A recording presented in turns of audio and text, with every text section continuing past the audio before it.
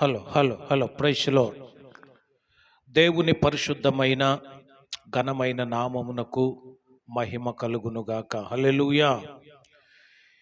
ఈ రెండవ ఆరాధనలో పాల్గొన్నటువంటి మీకు నా ప్రత్యేక అభినందనలు తెలియచేస్తూ ఉన్నాను. వాతావరణం కాస్త అననుకూలంగా ఉన్నప్పటికీ కూడా ప్రభువు మీద మనకున్న ప్రేమను బట్టి, దేవాది దేవుణ్ణి మనము ఆశ్రయించిన విధానం బట్టి ఈరోజు ప్రభువు తన సన్నిధిలోనికి మనల్ని నడిపించారు. అందుకొరకు దేవాది దేవునికి మనం ఎంతగానో స్తుతులు చెల్లిస్తూ ఉన్నాం. దేవునికి స్తోత్రం. ఈ సమయంలో దేవుని పరిశుద్ధ గ్రంథంలో నుండి ఈరోజు మన ధ్యానం కొరకు మొదటి కీర్తన 3వ చరణం మనందరం కూడా చదువుకునే వాళ్ళు కూడా మైక్ ఇవ్వాలి. ఈసారి మైక్ ఇవ్వాలి. అరుణ్ తేజ కూడా చదవాలి, ఎస్తేర్ చదవాలి, భార్గవి చదవాలి. చదవగలిగిన వాళ్ళు అందరూ చక్కగా చదవాలి. ఒక్కొక్క వచ్చిన ఒక్కొక్కరు చదవాలి ఖచ్చితంగా. అమ్మా మైక్లో చదవండి, అందరికీ చాలా ప్రయోజనకరంగా ఉంటుంది. ఎంతో మరి దేవుడిచ్చినటువంటి దర్శనంతో దేవుడి సందేశాలు ఇవన్నీ కూడా మనం ఊరికినే నేర్చుకోలేం. కొంచెం శ్రద్ధ పెట్టాలి, ప్రభు యొక్క సన్నిధిలో మంచిగా చేయాలి. దేవునికి స్తోత్రం. హల్లెలూయా.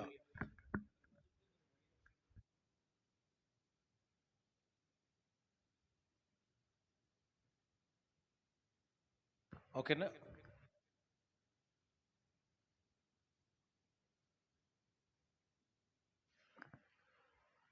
మొదటి కీర్తన 3వ వచనం ఈ పూట మన ధ్యానాంశంగా చదువుకుంటాం. అతడు నీటి కాలువల యోరను నాటబడినదై ఆకు వాడక తన కాలమందు ఫలమిచ్చు చెట్టు వలె నుండును. అతడు చేయునదంతయు సఫలమగును. దేవుడి పరిశుద్ధ వాక్కును మనందరి కొరకు దీవించి ఆశీర్వదించునుగాక. హల్లెలూయా. నా వెనకాల చెప్పండి, అతడు చేయునదంతయు సఫలమగును. అతడు చేయునదంతయు సఫలమగును. అది ఎవరు చేసినది సఫలమవుతుంది, ఎవరు సఫలం చేస్తారు అని గత ఆదివారం 3 విషయాలు మనము నేర్చుకున్నాం. ఎవరు సఫలం చేస్తారు అంటే దేవుడే. ఎవరికి సఫలం చేస్తాడు అంటే, ఏ వ్యక్తి అయితే యెహోవా ధర్మశాస్త్రమునందు ఆనందిస్తూ దివారాత్రులు ధ్యానించాలి. ఏడుస్తూ కాదు, ఇసురో దేవుడు అంటూ కాదు. వాక్యమును చదివేటప్పుడు, వాక్యము కొరకు మనం సిద్ధపడేటప్పుడు ఒక పిచ్చిలాగా, ఒక ఇంట్రెస్ట్, ఒక ఆసక్తిని పే చేయాలి. ఎంతో ఆసక్తితో బైబిల్ తీయాలి. అందరికంటే ముందుగా నేను చదవాలి అనే తాపత్రయం ఉండాలి. ఈ వాక్యం నాతో ఏం మాట్లాడుతుందో, ఈరోజు బైబిల్ చాలా పెద్దది, మహాసముద్రం కంటే కూడా అనంతమైనది అంటారు బైబిల్ గురించి. బైబిల్లో ఈ సుభాషితాలను సముద్రపు అగాధంలో దొరికే మంచి ముత్యాలతో పోలుస్తారు. సో ముత్యం ఈజీగా సముద్రంలో ఏమీ దొరకదు. అలాగే వాక్యం కూడా ఎంతో ఉన్నా ఈరోజు మనకు సరిపోయేది, ప్రభు నాకు సరిపోయేది ఏదో నాకు దయచేయని మన ఆసక్తిని బట్టి దేవుడు మనతో మాట్లాడతాడు. ఇక్కడున్న మన అందరితో కూడా ప్రభు అలా మాట్లాడునుగాక. ఎవరైతే అలా చేస్తారో అతడిని దేవుడు దీవిస్తాడు. ఎలా దీవిస్తాడు? అతడు ఏం చెయ్యాలనుకుంటే అది సఫలం చేస్తాడట. అది కార్యము నెరవేరుస్తాడు.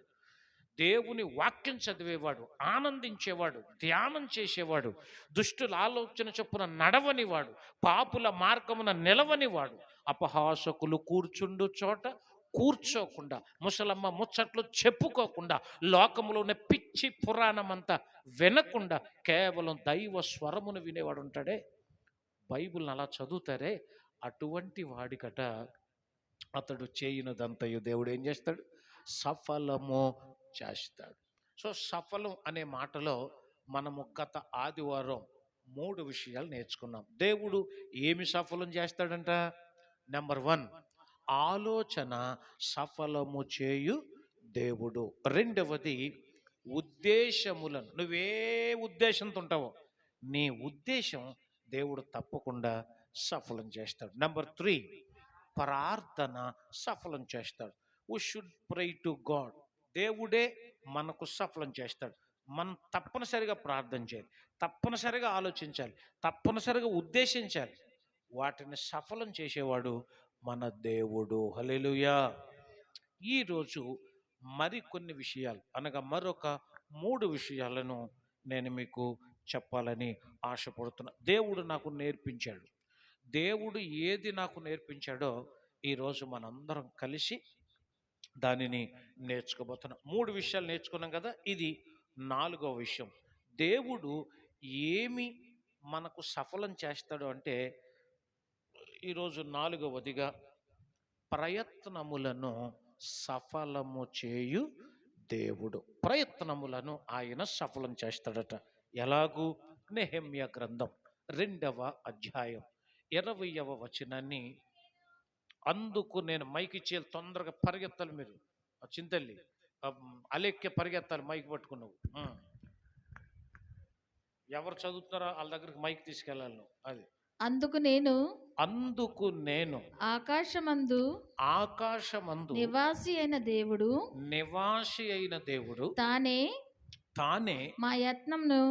మా యత్నములను సఫలము చేయును గనుక ఆయన దాసులమైన మేము కట్టుటకును పూనుకొనుచున్నాము. దేవునికి స్తోత్రం. ఈ మాట చెప్పింది ఎవరు అంటే నెహెమ్యా. చెప్పండి, ఎవరైనా? నెహెమ్యా. నెహెమ్యా బబులోను దేశంలో ఉన్నాడు. ఏ దేశంలో ఉన్నాడు? అన్యుల దేశంలో ఉన్నాడు. అప్పటికి ఆ దేశమును పరిపాలిస్తున్న రాజు అర్తహషస్త. చెప్పండి, అర్తహషస్త. అర్తహషస్తకు గిన్నె అందించేవాడై ఉన్నాడు నెహెమ్యా. ఏముంటుంది ఆ గిన్నెలో? ద్రాక్షారసం ఉంటుంది. ద్రాక్షారసం వేసి ఆయనకు అందించేవాడు అనమాట. ఇప్పుడు ఈ వ్యక్తి చెప్తున్నాడు. ఏ వ్యక్తి? నెహెమ్యా చెప్తున్నాడు, మా యత్నములను సఫలము చేయు దేవుడు. సఫలం చేస్తాడు కాబట్టి మేము కట్టడానికి పూనుకున్నాం. ఏం కట్టడానికట? మందిరమును కట్టడానికి పూనుకున్నాడు. నెహెమ్యా ఆ దేశంలో పనిచేస్తూ ఉన్నప్పుడు ఒకరోజు విచారంగా ఉన్నాడట, దుఃఖపడ్డాడట. రాజు అడిగాడు, నీకు వ్యాధి లేదు కదయ్యా, నువ్వు ఆరోగ్యంగానే ఉన్నావు కదయ్యా, ఎందుకు అలా విచారంగా ఉన్నావు అని అడిగాడట. అప్పుడు నెహెమ్యా మనసులో టార్గెట్ ఏమో మందిరం కట్టాలని. ఏం కట్టాలని? మందిరం. ఇక్కడ రాజుతో చెప్పిన సమాధానం చాలా చిత్రంగా అనిపిస్తుంది.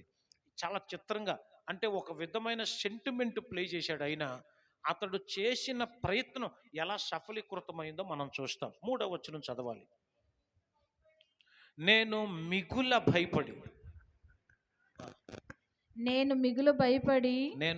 భయపడి రాజు చిరంజీవియగును గాక నా పితరుల సమాధులు ఉండు పట్టణం పాడైపోయి దాని గుమ్మములు అగ్ని చేత కాల్చి ఉండగా నాకు దుఃఖముఖము లేకపోవునా అని రాజుతో అన్నాడు. దేవునికి స్తోత్రం చెప్పండి. అంటే నెహెమ్యా ఏమన్నాడంటే, రాజా నాకెందుకు దుఃఖం అంటే, మీరు అన్నట్టు నాకు జబ్బేం లేదు, నాకు తెగిలేం లేదు, నాకు అనారోగ్యం ఏం లేదు, మరి ఎందుకు విచారం అనుకుంటున్నారా మీరు? కొంచెం ధైర్యం చేసి చెప్తున్నాను.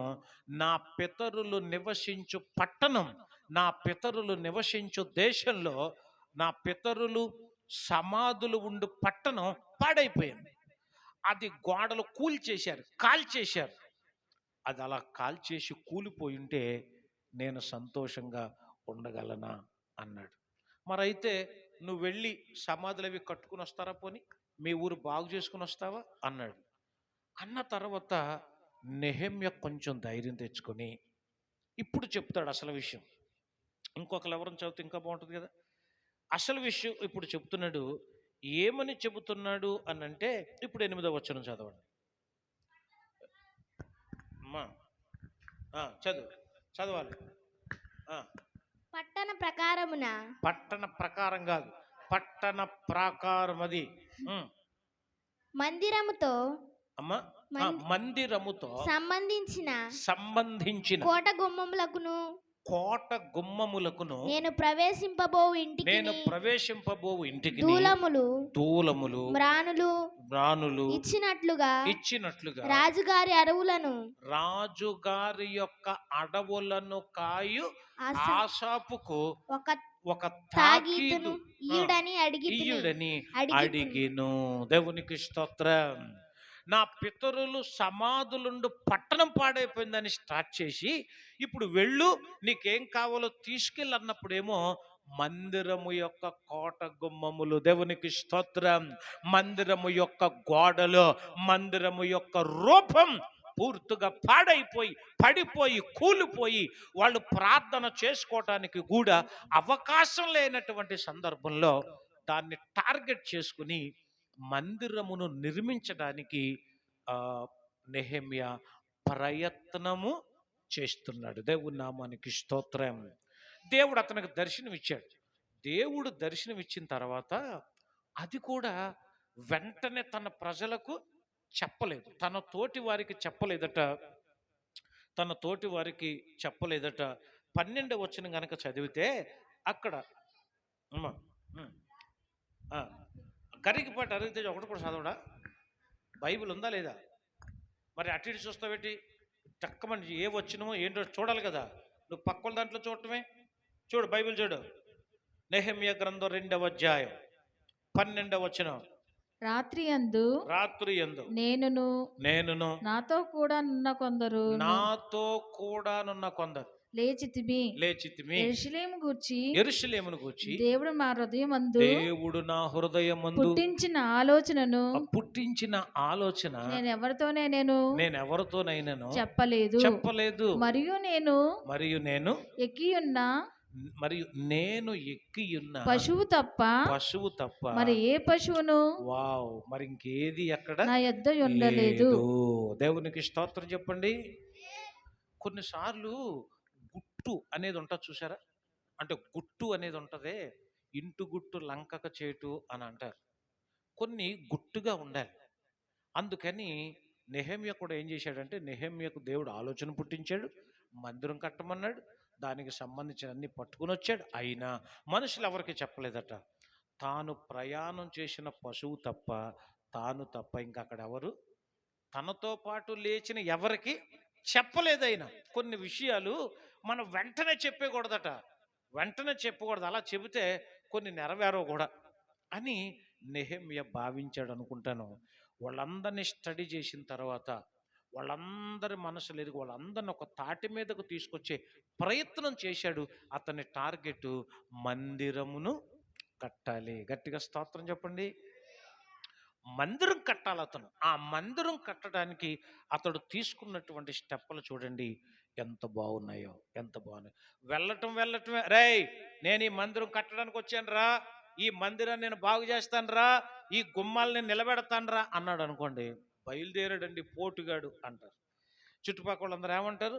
ఇప్పుడు వరకు చాలా మంది అయిపోయారు, ఇక నువ్వు బయలుదేరావా, చూద్దాం నువ్వెంతవరకు చేస్తావో అని సూటిపోటు మాటలు అనే అవకాశం ఉంది.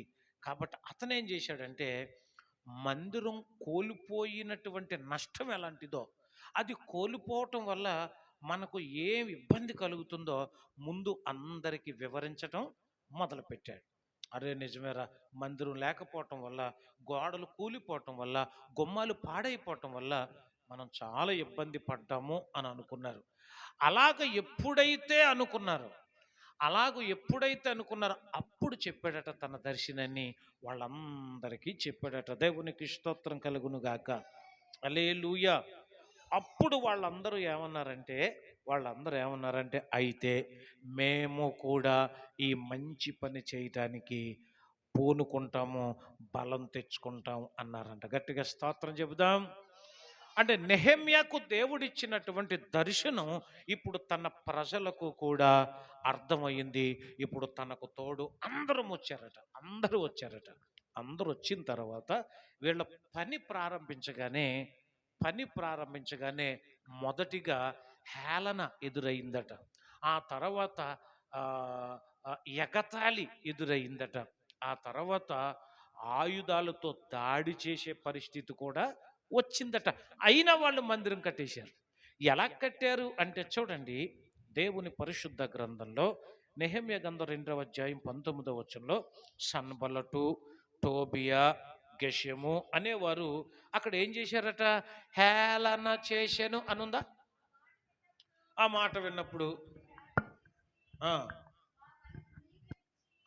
మమ్మల్ని హేళన చేసి పనిని ఏం చేశారట? తృణీకరించారంట.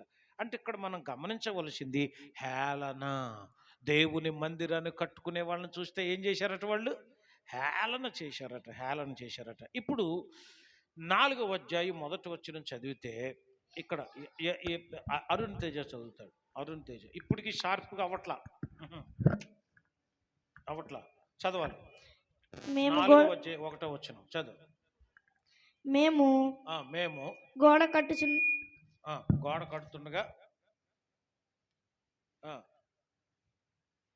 క్విక్గా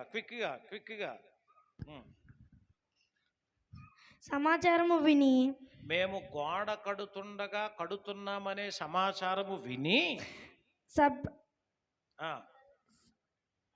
సన్బలటు మిగుల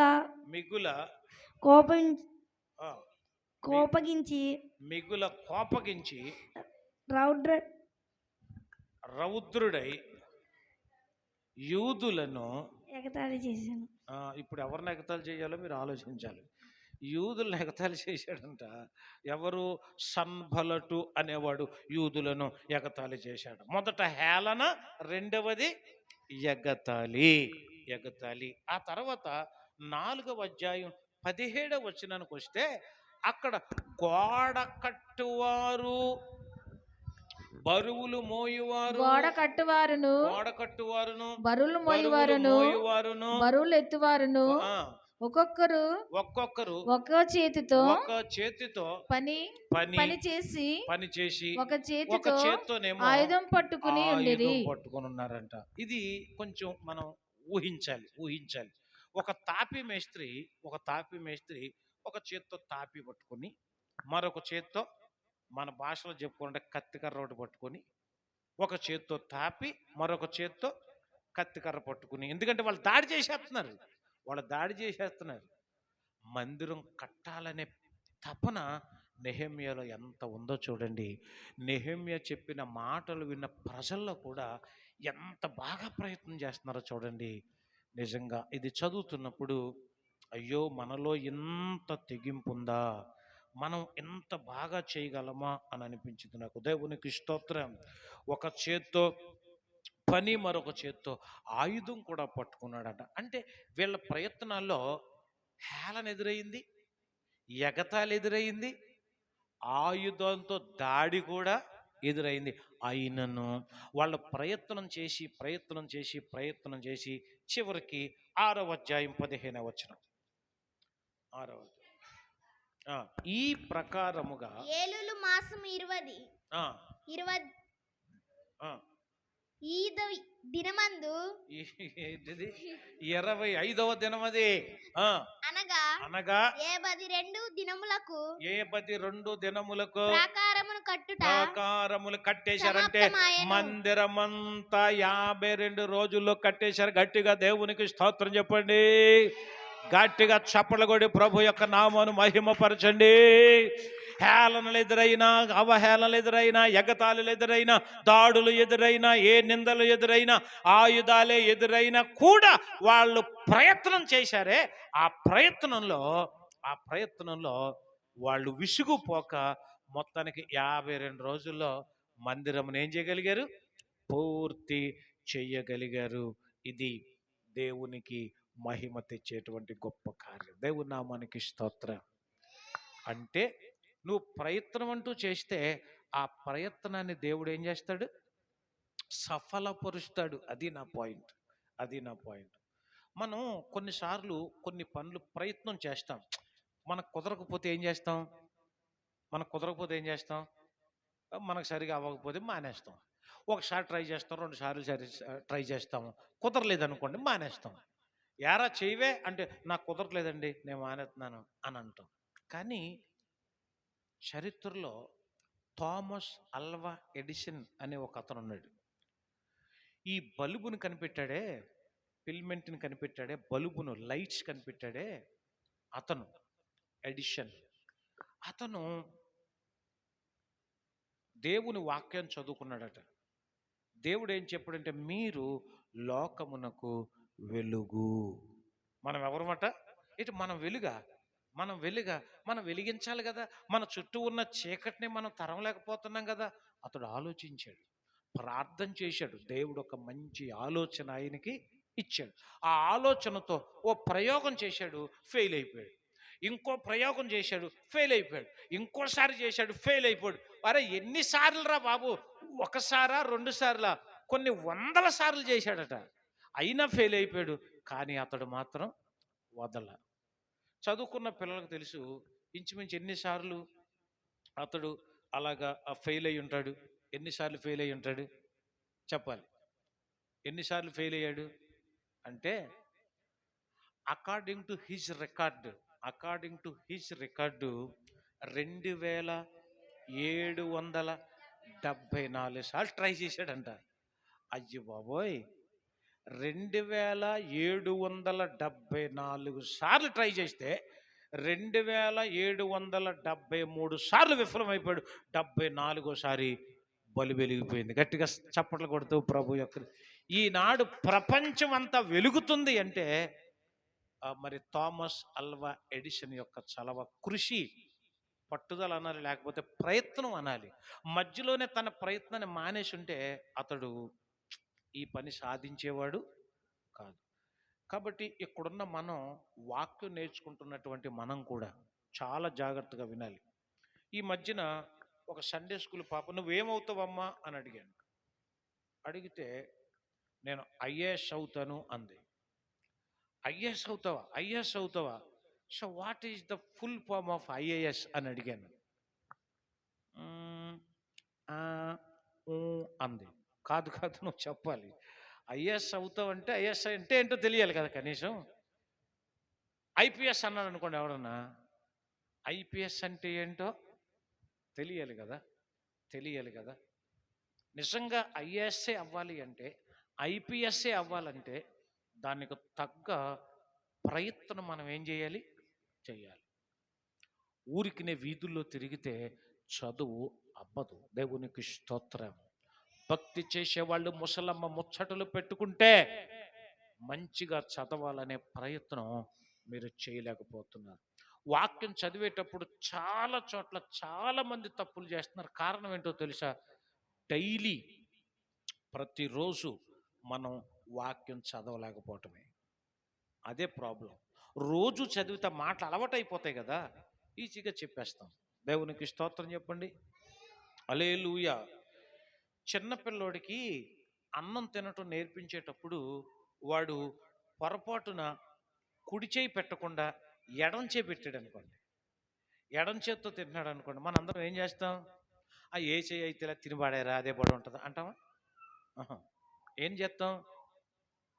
వారించి అవసరమైతే కొట్టి, చెయ్యి ఆ చెయ్యి దానికి కాదురా, తినే చెయ్యి ఒకటి, ఆ చెయ్యి వేరు అని వాడికి ఎక్స్ప్లెయిన్ చేసి తినే దాని గురించి నేర్పిస్తాం.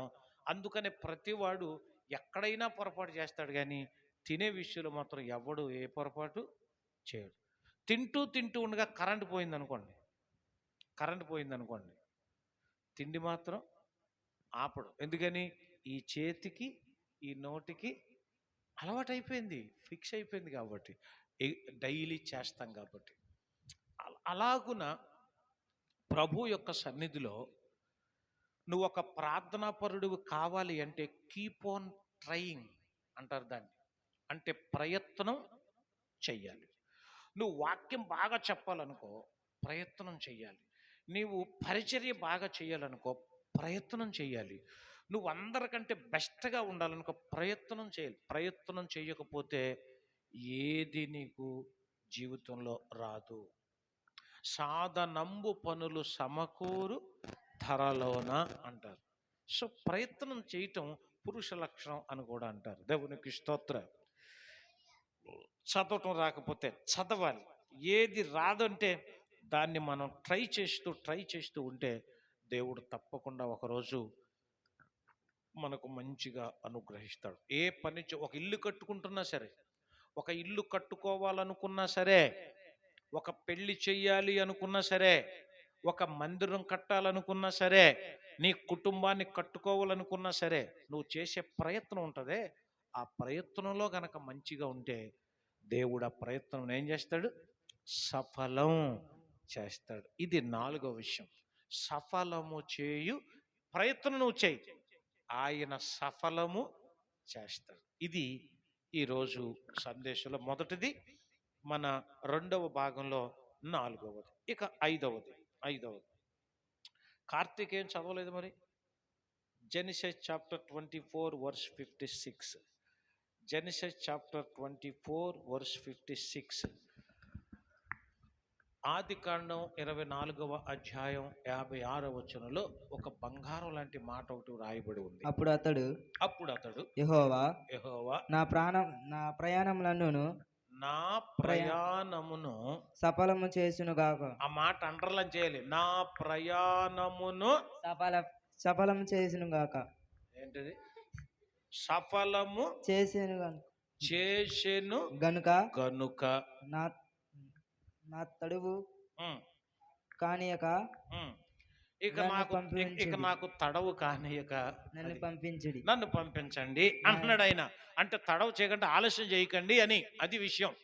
నా దేవుడు నా ప్రయాణమును ఏం చేశాడు? సఫలం చేశాడు. ఈ మాట చెబుతున్నది ఎలియాజరు. ఎలియాజరు ఎవరు అంటే అబ్రహాము ఇంటి యొక్క పెద్ద దాసుడు. ఎందుకు వచ్చాడు అతను అంటే అబ్రహాముకు కొడుకున్నాడు. ఆ కొడుకుకి పెళ్లి సంబంధం కోసం ప్రయాణం మొదలెట్టాడు. అబ్రహాము పంపించేటప్పుడు ఇవన్నీ చెప్తున్నాడు. మా దేశం వెళ్ళు, మా బంధువులు ఉన్నారు, మా ప్రాంతం వెళ్ళి అక్కడ ఒక అమ్మాయిని చూడు అన్నాడు. మరి ఒకవేళ ఆ అమ్మాయి నాతో రాకపోతేనో అన్నాడు. అప్పుడు అబ్రహాం ఎలా దీవించాడో తెలుసా? ఆ వాక్యం చదవండి, చాలా చక్కగా అనిపిస్తుంది. 24వ అధ్యాయం 40వ వచనం.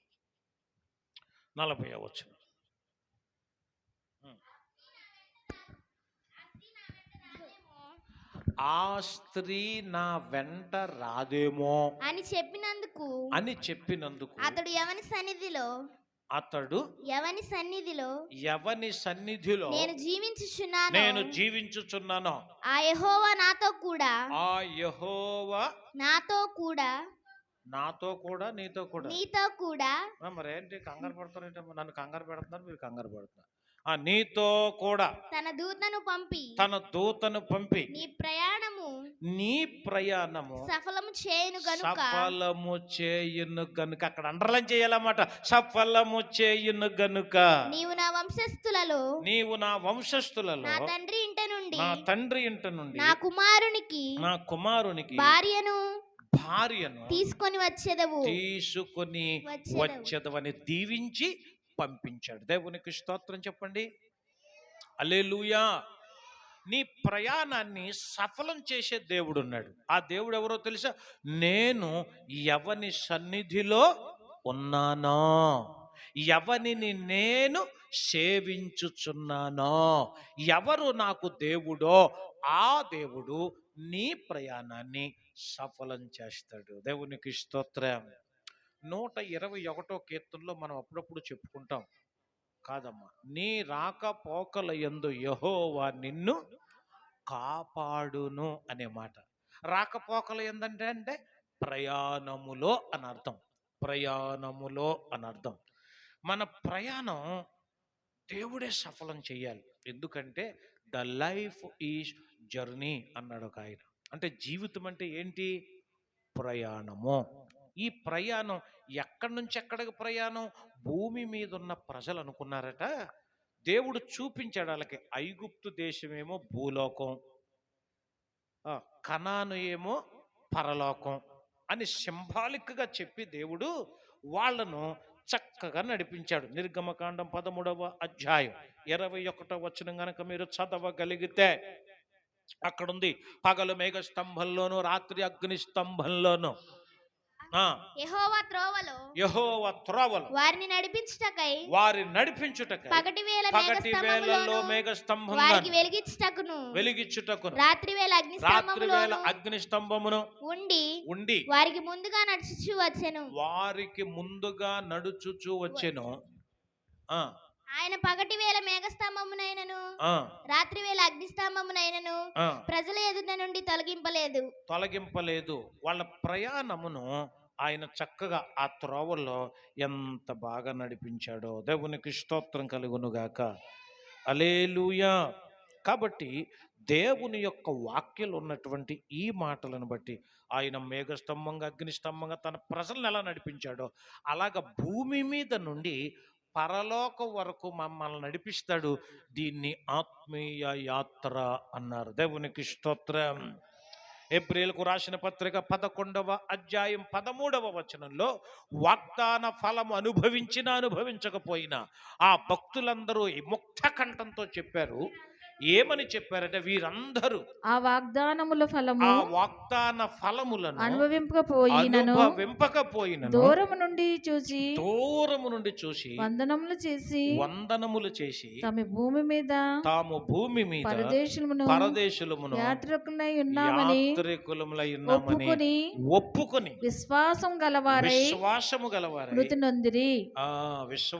గలవారై మృతి నొందిరి. అంటే భూమి మీద మేమెవరు అంటున్నారు? వాళ్ళు యాత్రికులము, పరదేశులము. దేవునికి స్తోత్రం. అందుకని ఎవరైనా చనిపోతే మనం ముందుగా పాట పాడతాం. ఏంటి పాట? అది పాడతాం. అదేమో ఆదరణ కొడుకులో పాడతాం. కానీ సమాధి చేసేటప్పుడు ఆ శవాన్ని తీసుకెళ్లేటప్పుడు ఓ పాట పాడతారు. మనకు తెలీదు, మన వాళ్ళకి తెలీదు. ఎందుకు తెలియదంటే అసలు అక్కడ మనల్ని పాట పాడినెవరు, మాట అన్నెవరు. వాళ్ళ సౌండ్ వేరు, వాళ్ళ పద్ధతులు వేరు.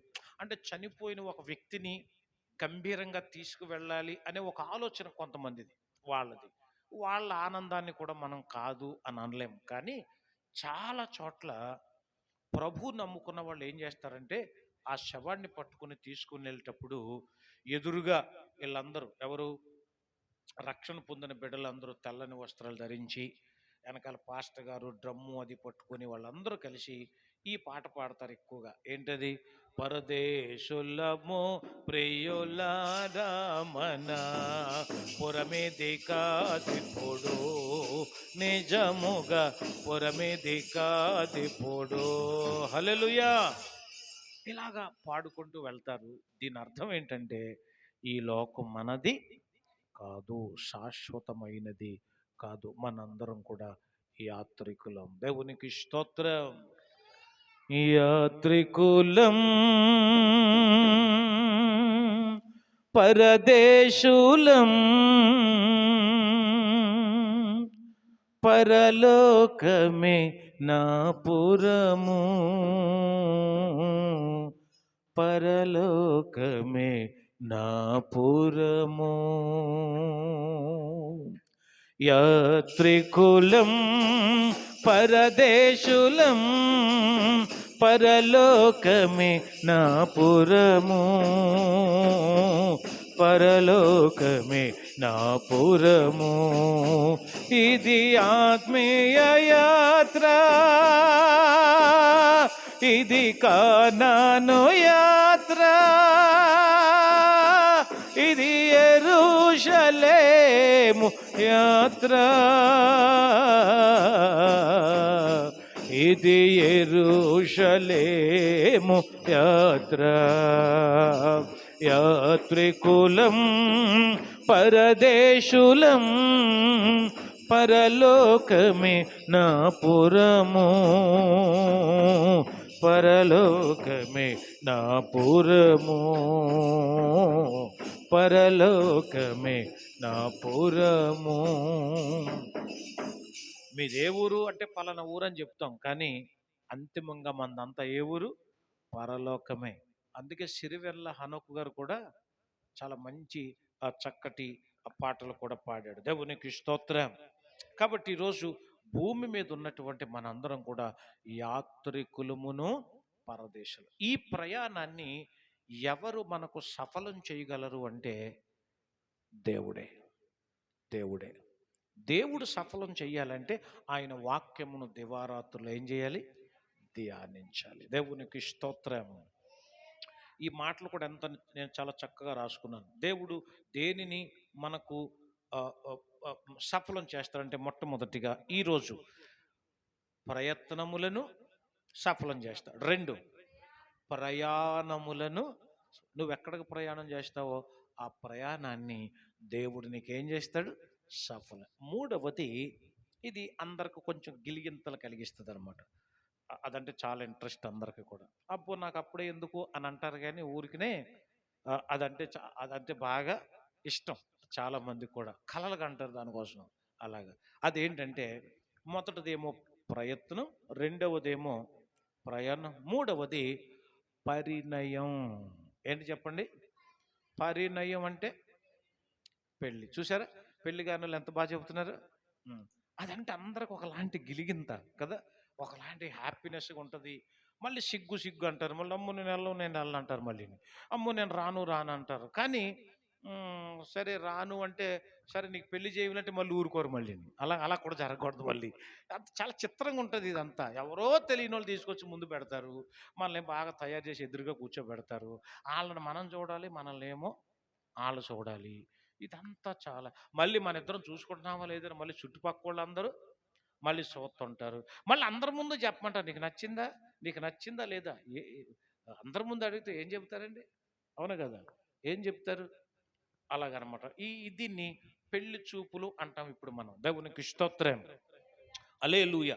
దీనిని కూడా ఎవరు సఫలం చేస్తారు అంటే దేవుడే. దీనికి సంబంధించిన ఒక మంచి మాట బైబిల్ గ్రంథంలో ఆదికాండం 24వ అధ్యాయం 12వ వచనంలో ఇలాగున వ్రాయబడి ఉంది. అరుణ్ తేజ బైబిల్ తీయట్లేనట్టుంది. అరుణ్ తేజయే చదవాలి, అరుణ్ తేజనే చదవాలి ఈరోజు. టక్కమని బైబిల్ తీయటం అది మీకు అలవాటు అవ్వాలి. ఇదివరకు బాగా పోటీ పడేవాళ్ళు, ఈ మధ్యన కొంచెం నిర్లక్ష్యం చేస్తున్నారు, కొంచెం అక్షరాలు కూడా దోషంగా చదువుతున్నారు. అందుకని కొంచెం కాన్సన్ట్రేట్ చేయాలనిపిస్తుంది పిల్లల మీద. 2వ ఆరాధనలో కొంచెం ఫ్రీగా ఉంటాం కాబట్టి నేను అందరి మీద కాన్సన్ట్రేట్ చేస్తున్నాను. ఓకేనా? చదువు. 24వ అధ్యాయం 12వ వచనం. నా యజమానుడగు అబ్రహాము దేవుడైన యెహోవా నేను వచ్చిన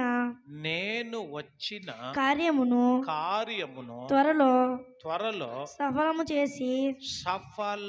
చేసి నా యజమానుడగు అబ్రహాముకు మీద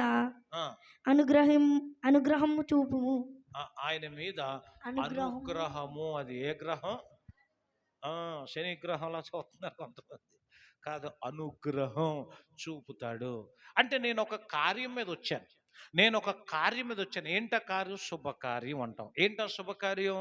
ఎన్ని శుభకార్యాలు చేసినా దీనికి మించిన శుభకార్యం మరొకటి ఉండదు. పెళ్ళి అనేది అన్నిటికంటే గొప్ప శుభకార్యం అన్నమాట. అందుకనే దీన్ని పరిణయం అంటాం.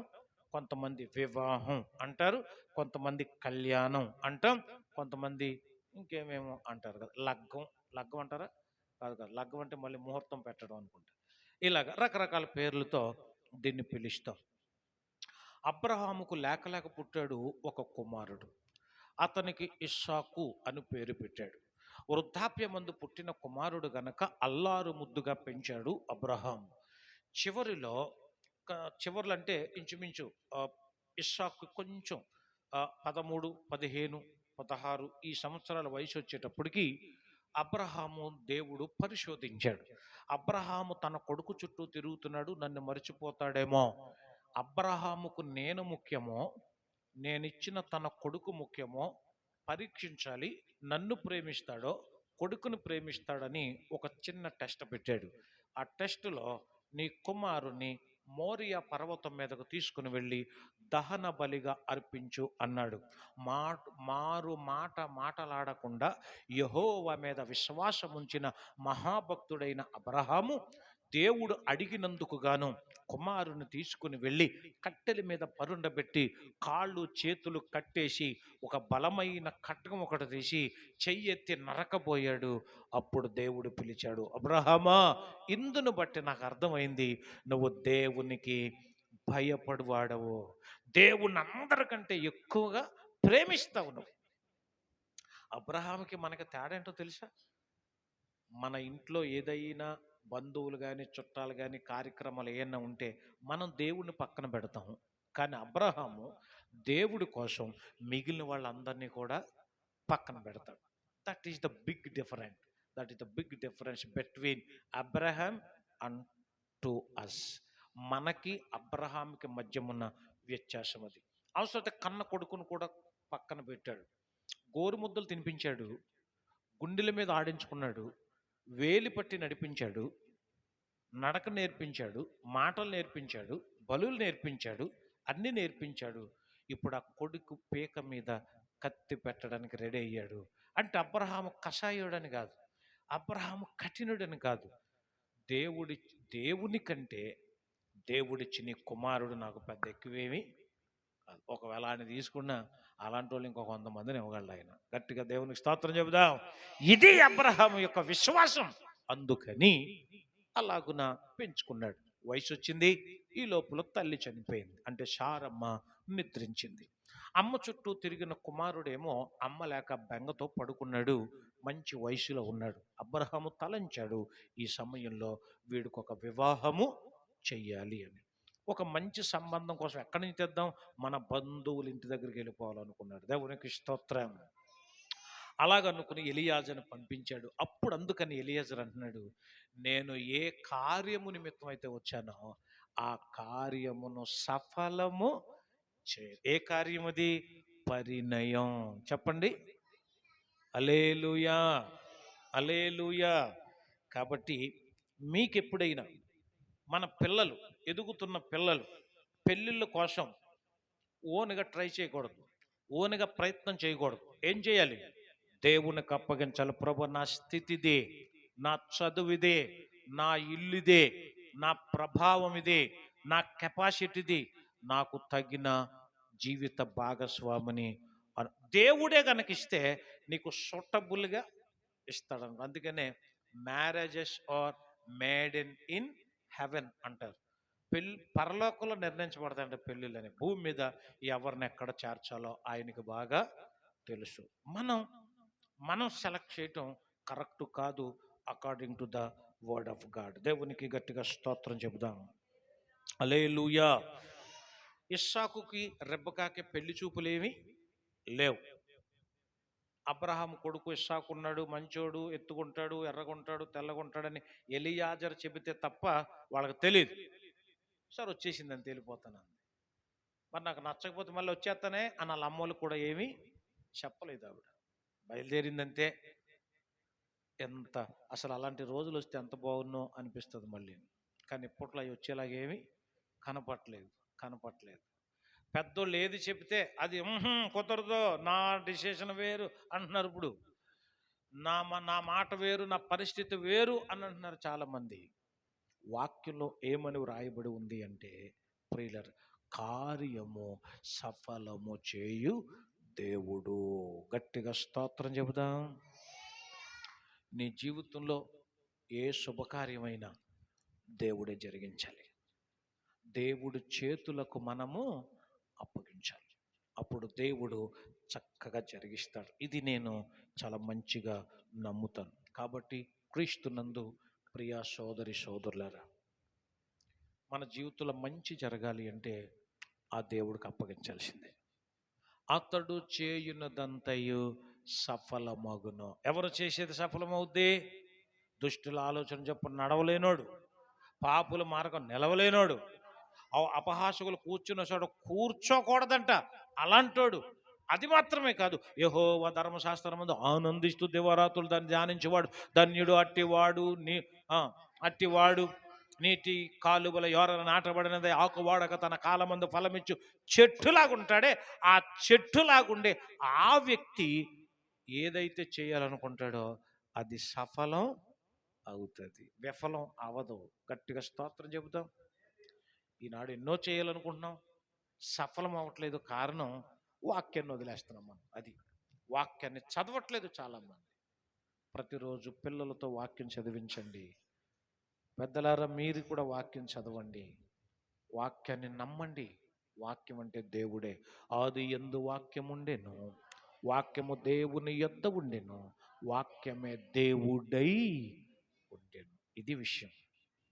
కాబట్టి మన కలలు, మన ఆలోచనలు, మన ఉద్దేశములు, మన ప్రార్థనలు, మన ప్రయత్నాలు, మన ప్రయాణాలు, మన పరిణయాలు. పరిణయం అంటే త్వరలో రెండవ రాకడలో, ప్రభు యొక్క రెండవ రాకడలో మనందరికి ఒక వివాహం జరగబోతుంది.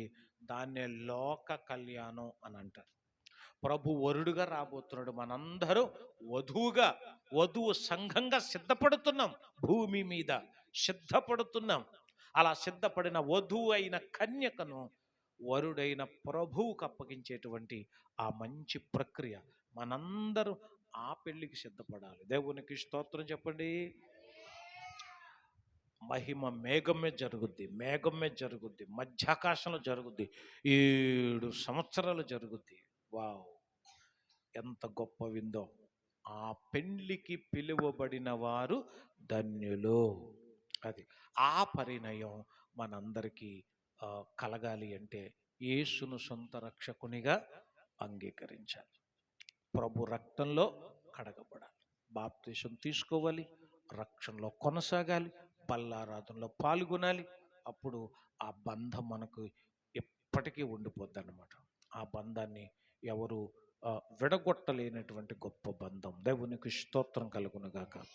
కాబట్టి ఈరోజు సఫలం అనే మాట నేర్చుకున్నాం. ఏమేమి సఫలం చేస్తాడు అని అంటే 6 విషయాలు ఈ రోజుతో మనం పూర్తి చేయగలిగాం. 1, త్వరగా చెప్పాలి, ఆలోచనలో సఫలము చేయు దేవుడు. 2, ఉద్దేశములను సఫలము చేయు దేవుడు. 3, ప్రార్థనలను సఫలము చేయు దేవుడు. 4, ప్రయత్నములను సఫలము చేయు దేవుడు. 5, ప్రయాణములను సఫలము చేయు దేవుడు. 6, పరిణయం. చూసారా, మధ్యలో మర్చిపోయారు, కానీ ఇది మాత్రం ఎవరు మర్చిపోలేదు. సో పరిణయం చాలా ఇంపార్టెంట్. మన ప్రతి ప్రయత్నాన్ని దేవుడు సఫలము చేయును గాక. నేను కూడా ఆలోచిస్తాను, అప్పుడప్పుడు నేను కూడా ఉద్దేశిస్తాను, నేను కూడా కలలు కంటాను, నేను కూడా ఏదేదో చేయాలనుకుంటాం. అదంతా దేవుడు క్రమంగా నెరవేరుస్తూ వచ్చాడు. దేవునికి స్తోత్రం. 22 సంవత్సరాల క్రితం అనుకున్నాం ఒక పాట రికార్డ్ చేయాలని. అప్పటి నుంచి ఇప్పటి వరకు మనం చేయలేకపోయాం. కానీ ఈరోజు రికార్డింగ్ చేశాం. మొత్తానికి పాట కంప్లీట్ అయిపోయింది. టోటల్గా వచ్చే నెలలో మనం దాన్ని రిలీజ్ చేయబోతున్నాం.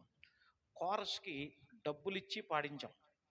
ఎందుకంటే మన పిల్లలు ఎవరైనా తీసుకెళ్దామంటే అందుబాటులో ఉండట్లేదు. అదొక పెద్ద సమస్య అయిపోయింది. అందుకని సరే ఫస్ట్ పాట ఒకటి అలా రిలీజ్ చేస్తే అప్పుడు పిల్లల్లో కాస్త ఇంట్రెస్ట్ వస్తుంది అని. లేదంటే మిమ్మల్ని అందరిని హైదరాబాద్ తీసుకెళ్తుంది, నేను స్టూడియో చూపించేవాడిని. స్టూడియోలో మీరు పాడుతుంటే ఎంత హాయిగా ఉంటుంది, ఎంత ఆనందంగా ఉంటుంది, చాలా బాగుంటుంది అనమాట. మట్టిలో మాణిక్యాలు అంటారే, అలాగా మన మధ్యలో చక్కగా ఉండేటువంటి పిల్లలు కానీ యవ్వనస్తులు కానీ చక్కగా ట్రైనింగ్ చేసి వాళ్ళందరినీ కూడా అక్కడ తీసుకెళ్ళి పాడించాలనేది నా కోరిక. ఈ మధ్యన ఇంకొక పాట కూడా రెడీ చేస్తున్నాం. అది పూర్తి అయిపోయిందంటే మనం ప్రాక్టీస్ చేయాలి. తర్వాత దాన్ని కూడా రికార్డ్ చేస్తాం. ఇప్పుడు ఈ పాట మాత్రం ఈ వారంలో ప్రోమో అంటాం కదా, అంటే ట్రైలర్ ప్రోమో రిలీజ్ చేస్తాం. వచ్చే నెల 15వ తారీఖు మనకి అసలు పాట అంటే పూర్తి పాట మనం రిలీజ్ చేస్తాం. మన మందిరంలోనే ఇక్కడే చాలా బ్రహ్మాండంగా ఏర్పాటు చేయాలని అనుకుంటున్నాం. 13, 14, 15 తారీఖుల్లో ఉపవాస ప్రార్థనలు ఏర్పాటు చేసుకుని ఆ ఉపవాస ప్రార్థనలో ఆఖరి రోజైన